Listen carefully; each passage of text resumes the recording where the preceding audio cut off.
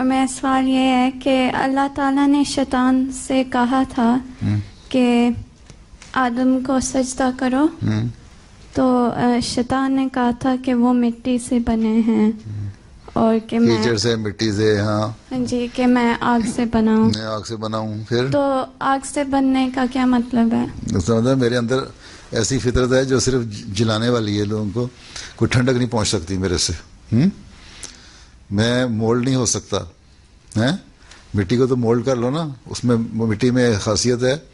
تم اس کی جس طرح تمہارے یہاں وہ ایک وہ نہیں ملتا، وہ ربر کی چیزیں، وہ کیا کہتے ہیں اس کو، ہاں اس سے تم بنا لیتی ہو کوئی چیز. کبھی بھی ادھر مولڈ کر لیا، ادھر کر لیا، مولڈ کر لیا، شیپ کر لی.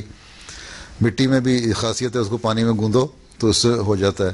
تو انسان کی فطرت میں یہ ہے، نیکیوں کی طرف بھی جا سکتا ہے اور برائیوں کی طرف بھی جا سکتا ہے.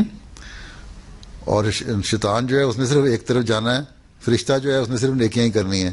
شیطان جو ہے اس نے صرف آگ ہی آگ پھیلانی ہے. نفرت کی آگ، حسد کی آگ، فتنے کی آگ، برائیوں کی آگ، جنگوں کی آگ. یہ ساری آگیں ہیں، یہ سب شیطان پھیلاتے ہیں نا.